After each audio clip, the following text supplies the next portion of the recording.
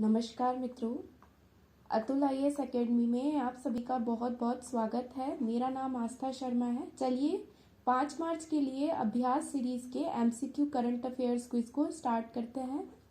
जैसा कि मैंने आपको पहले भी बताया था कि इस अभ्यास सीरीज के अंदर जो एमसीक्यू सीरीज के प्रश्न है वो जितने भी प्रोमिनेंट न्यूज़पेपर है, प्रतिष्ठित अखबार है, वहां से आपके लिए पिकअप किए जाते हैं।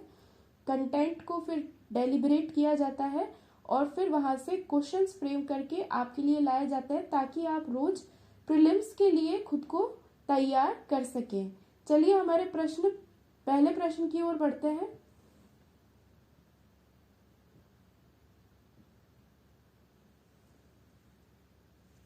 हमारा पहला प्रश्न है, विश्व आर्थिक संभावना ग्लोबल इकोनॉमिक प्रोस्पेक्ट्स रिपोर्ट आवधिक रूप से निम्नलिखित में से कौन जारी करता है। तो यहाँ पे जो रिपोर्ट है उसका नाम है विश्व आर्थिक संभावना। ये रिपोर्ट कौन जारी करता है, इस पर एक प्रश्न पूछा गया है। हाल ही में यूपीएससी प्रीलिम्स के अंदर रिपोर्ट्स और इंडेक्स से बहुत ही ज्यादा जो है सवाल फ्रिक्वेंटली पूछे जाते हैं। एक या दो सवाल हमेशा रिपोर्ट या इंडेक्स से आता है। तो ये हमारे लिए बहुत ही ज़्यादा इम्पॉर्टेंट हो जाता है, इसलिए मैंने ये सवाल यहाँ पर पिकअप किया है। यहाँ पर आपके सामने 4 अंतर्राष्ट्रीय संस्थान हैं, उनमें से आपको सही विकल्प का जो है चयन करना है। आप चाहें तो वीडियो को पॉज करके अपना पहले आंसर जो है वो याद कर सकते हैं या लिख सकते हैं, उसके बाद आप इसको फिर से स्टार्ट करके सही आंसर देख सकते हैं। तो यहाँ पर इसका सही उत्तर है विकल्प डी, विश्व बैंक। इसकी व्याख्या की ओर बढ़ते हैं। विश्व आर्थिक संभावना रिपोर्ट विश्व बैंक की ओर से जारी की जाने वाली एक रिपोर्ट है जिसमें वैश्विक आर्थिक विकास एवं संभावनाओं की जांच की जाती है। इसमें उभरते बाजार और विकासशील अर्थव्यवस्थाओं पर विशेष ध्यान दिया जाता है। ये वर्ष में 2 बार जनवरी और जून में जारी की जाती है। तो यहाँ पर आपको थोड़ी सी जानकारी ग्लोबल इकोनॉमिक प्रोस्पेक्ट रिपोर्ट के बारे में दी गई कि इसे विश्व बैंक की ओर से जारी किया जाता है और इसमें क्या जांच की जाती है कि वैश्विक स्तर पर आर्थिक विकास कैसा चल रहा है और उसमें क्या क्या संभावनाएं अभी जारी की जा सकती हैं या इसमें क्या क्या संभावनाएं अभी बन रही हैं। तो ये जब जो है आर्थिक रूप से जो प्रोस्पेक्ट्स यहाँ पे पूछे गए हैं तो वैसी ही कुछ बात यहाँ पे जो है देखने को मिली है। तो ऐसे आप थोड़ा थोड़ा लॉजिक लगाकर भी चीजों को आसान बना सकते हैं। इसमें उभरते बाजार और विकासशील अर्थव्यवस्थाओं पर विशेष ध्यान दिया गया है। क्यों?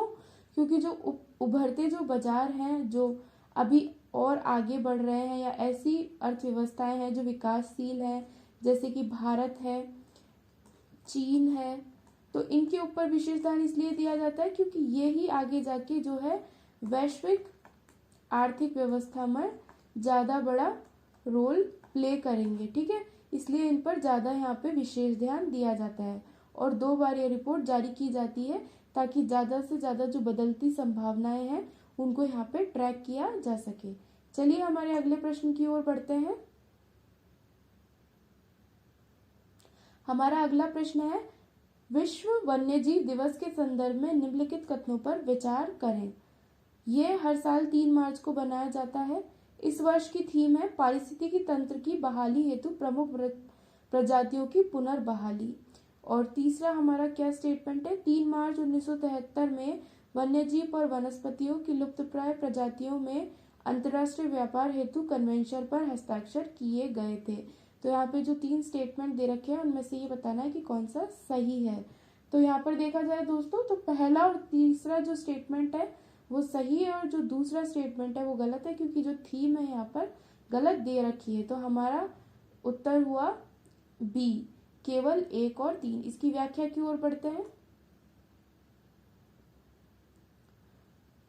तो अभी हाल ही में विश्व वन्यजीव दिवस मनाया गया था 3 मार्च को, इसलिए यहाँ पर ये प्रश्न हमने यहाँ पर उठाया, पिकअप किया है। इसमें ये हमने पहले ही प्रश्न में पढ़ लिया था कि 3 मार्च को मनाया जाता है 2013 से।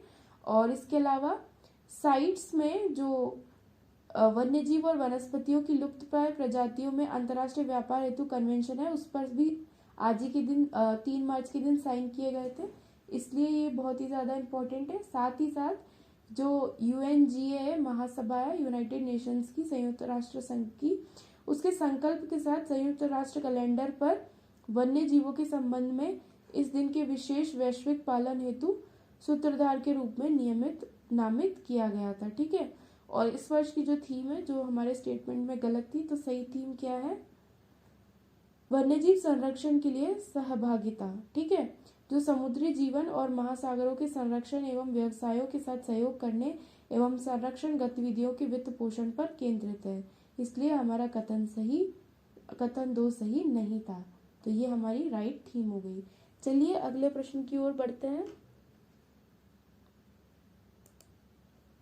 हमारा अगला प्रश्न है,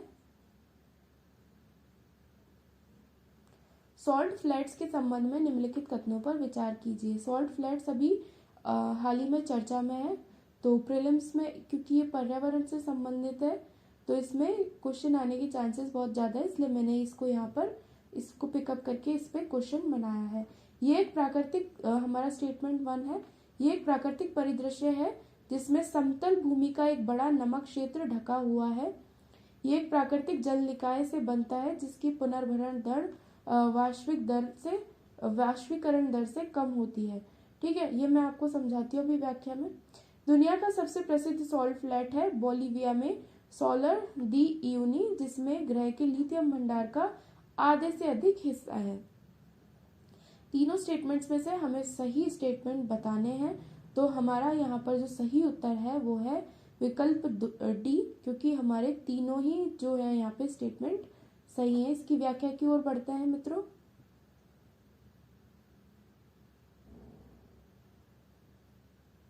सॉल्ट फ्लैट्स एक प्राकृतिक परिदृश्य है जिसमें समतल भूमि का एक बड़ा नमक क्षेत्र ढका होता है, यानी एक समतल भूमि होती है और वहां पर सिर्फ एक नमक की एक सफेद परत जमी होती है, जैसा कि हमने कच्छ में भी देखा है। रण, कच्छ का जो रण है वो भी एक तरीके से सॉल्ट फ्लैट ही है, क्योंकि वहां पर एक बंजर भूमि पे जो है नमक की परत चढ़ी हुई है सफेद कलर की। ठीक है, तो दुनिया का सबसे प्रसिद्ध नमक फ्लैट हमने देख ही लिया, बोलिविया में सोलर डी यूनी, जिसमें लिथियम के भंडार है। मतलब हमारी पूरी पृथ्वी पे जितने लिथियम के भंडार है उसका आधा जो है वो इस सोलर डी यूनी में है।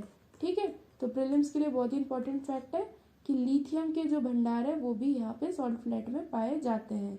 ये एक प्राकृतिक जल निकाय है जो सॉल्ट फ्लैट से बनता है, जिसकी पुनर्भरण दर वाष्पीकरण दर से कम होती है। यानी पुनर्भरण, ये एक ऐसा जल निकाय होता है जहाँ पे जो पुनर्भरण होता है उससे ज़्यादा जल्दी वाष्पीकरण होता है, यानी जितना पानी आ रहा है उससे ज़्यादा तो यहाँ पे वाष्पीकृत हो जा रहा है, तो इसलिए यहाँ पे नमक जमता जाता है।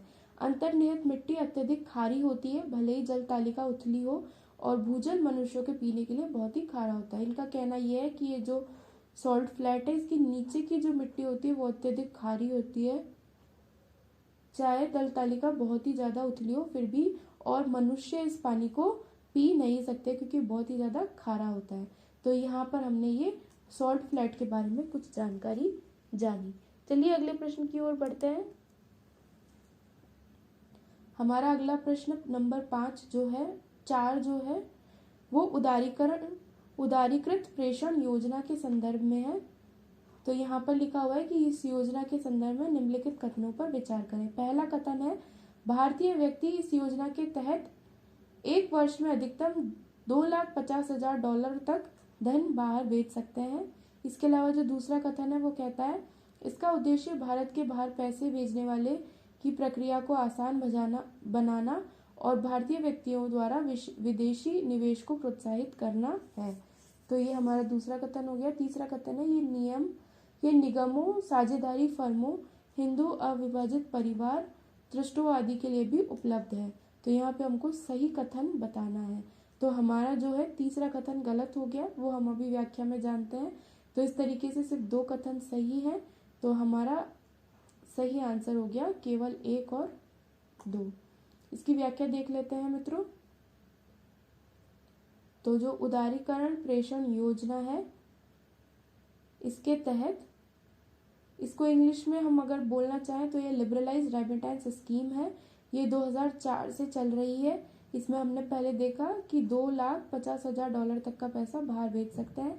इसका उद्देश्य क्या है कि भारत से बाहर जो धन भेज रहे हैं और उसको प्रोत्साहित करना, साथ ही भारतीय व्यक्तियों द्वारा विदेशी निवेश को प्रोत्साहित करने की प्रक्रिया को सरल बनाना है। इसमें कौन कौन से लेन देन है जो अनुमत है? शिक्षा, यात्रा, चिकित्सा उपचार, उपहार देना, शेयर और संपत्ति में निवेश। तो ये जितने भी कार्य हैं आर्थिक अपने पैसों से रिलेटेड, वो आप इसमें अनुमति है, आप ये कर सकते हो। लेकिन कुछ ऐसे लेन देन है जो गैर अनुमत है, यानी ये आप यहाँ पे नहीं कर सकते, तो उनकी भी यहाँ पे बात की गई है। पहला, विदेशी मुद्रा में व्यापार करना और लॉटरी टिकट खरीदना, तो ये यहाँ पर इसमें अलाउड नहीं है। और इसमें निगम, साझेदारी फर्म, हिंदू अविभाजित परिवार और ट्रस्ट आदि के लिए ये उपलब्ध नहीं है, तो इसलिए हमारा तीसरा स्टेटमेंट गलत हो गया था। ठीक है, तो इसके लाभ क्या है? इसके लाभ है कि व्यक्ति अपनी निवेश और संपत्ति की विविधता ला सकता है और अपनी विदेशी शिक्षा या यात्रा को वित्त पोषित करने का अवसर भी ये योजना प्रदान करती है। ठीक है, उसके अलावा इसमें क्या मुद्दे उठाए गए हैं कि बाहरी प्रेषण देश की विदेशी मुद्रा भंडार पर दबाव डाल सकते हैं और इसलिए सरकार ने फाइनेंशियल ईयर 24 में किसी भी विदेशी प्रेषण लेन देन के लिए 20% का संग्रह का प्रस्ताव यहाँ पे किया है। ठीक है, तो ये जो है भारत सरकार का क्या यहाँ पे मुद्दा है? मुद्दा ये है कि इससे हमारी जो विदेशी मुद्रा भंडार है,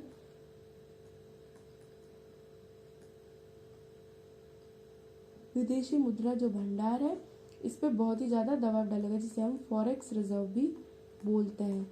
क्योंकि अगर कोई डॉलर में बहुत ज़्यादा पेमेंट कर रहा है, यानी भारत से डॉलर बाहर जा रहे हैं, और अगर डॉलर बाहर जा रहे हैं यानी हमारा भंडार है वो कम हो रहा है, तो इसलिए इन्होंने बोला है कि 2024 से 20% का हम टैक्स रिडक्शन एट सोर्स करेंगे, स्रोत पे ही इस पे टैक्स लगाएंगे, ताकि लोग सिर्फ जो है जरूरी लेन देन करें और बेवजह के लेन देन ना करें। चलिए इसकी व्याख्या की ओर अब हमारे अगले प्रश्न की ओर बढ़ते हैं। हमारा अगला प्रश्न है बोट से रिलेटेड कि बोट क्या है।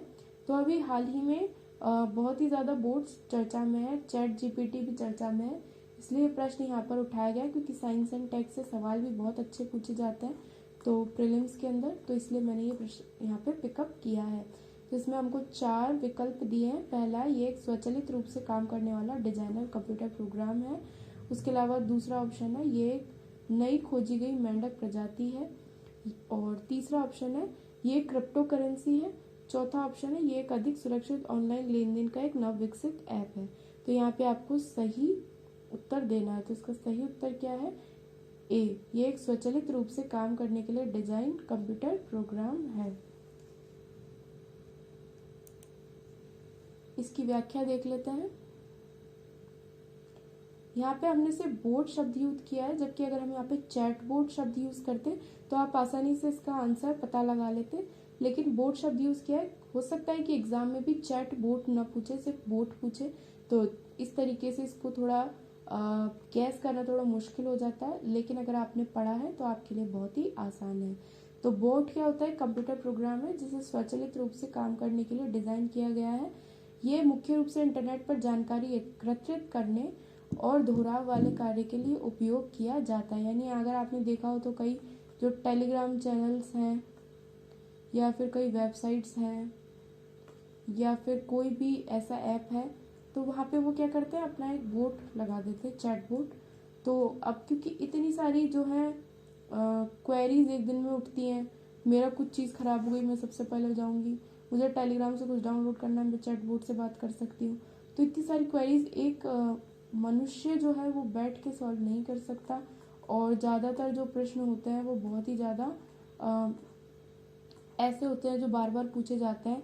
तो इसलिए इस चीज़ से निपटने के लिए ये लोग एक बोट वहाँ पे बिठा देते हैं, तो वो इस तरीके से जितने भी कॉमन प्रश्न होते हैं उनके उत्तर दे देता है।